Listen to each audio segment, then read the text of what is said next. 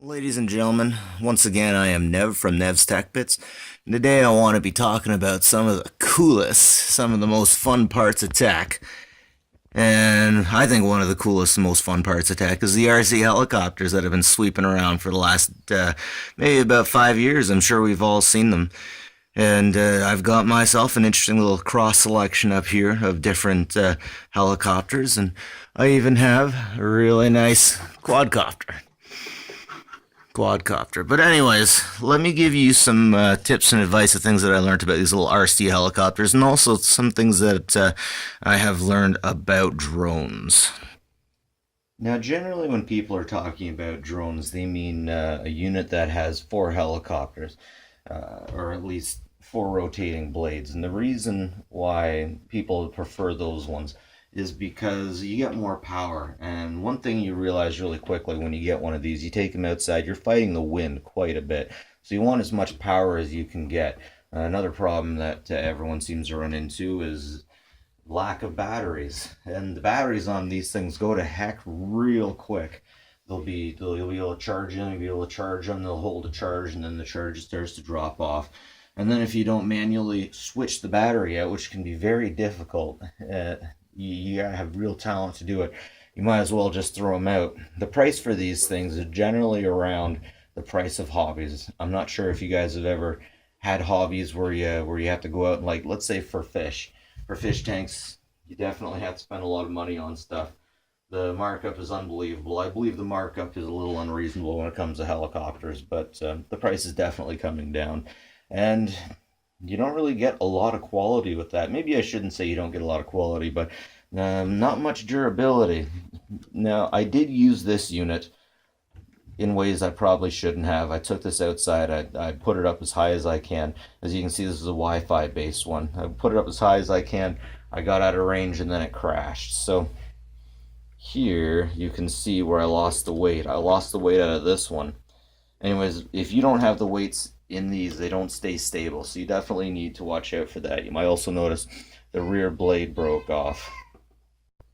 Ultimately, more or less, those are just the costs of doing business with the RC helicopters. And one other thing you should know is there's a difference between RC and Wi-Fi based. Wi-Fi based, you lose the signal relatively quickly. I could get this thing up to about maybe 4 to 6 stories, and then it would just act like I wasn't sending it any information at all and just went with the last command I sent it, which is generally up and forward. So I had to move my butt in order to get this thing. I almost lost this thing several times in the field I got in the back.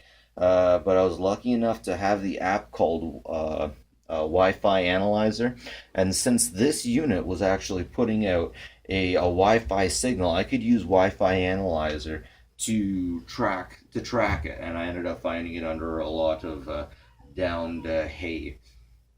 But again, those are kinds of some of the things you gotta deal with. I had a friend who had a really expensive one. I shouldn't say really expensive. It was only about $400, and what did he do with that? Yeah, he had it up at his parents' place, and all of a sudden, this was a Wi-Fi based one. All of a sudden, it just took off to the left. He went after it, and he ended up finding it only because he could find him. He could see the video on his remote control from the unit, which was stuck in a tree. He could see himself walking up to it, and he realized it was in a tree that he was not going to get it at anytime soon. Again, one of the gambles you run when you buy this kind of hobby equipment. I definitely not recommend using a Wi-Fi remote control helicopter. The Wi-Fi drops out way too quick. But a if you get a remote control one that is, oh geez, what do they call it? Yeah, RC, just a remote a radio frequency. Sorry, RF, radio frequency. You basically, as long as you get a relatively good one, you basically get line of sight. As long as you can see it, you can still control it, which helps out quite a bit. Again, this stuff is pretty much in its infancy. I bet in another 10 years we'll be seeing a lot of really cool stuff. I really believe that we will see drones flying around overhead for all kinds of different reasons. I definitely recommend that you pick one of these up if you see them for about $10 because they are so much fun. I don't gotta tell you guys how much fun these things are. They are so much fun. And they're easy to crash and they're easy to get your sister's hair caught up around. And yeah, good stuff. Good gifts. Price is definitely dropping. But again, make sure if you fly this thing anywhere near your sister's hair, you kill that engine immediately because I've never done it with one of these, but I've done it with a remote control fire truck, unfortunately. Sorry, Ashley. I drove it over her head and her hair got caught in it and they ended up just breaking the wheel off. It's just part of being young. I'm sure she wouldn't agree with those exact words, but I digress.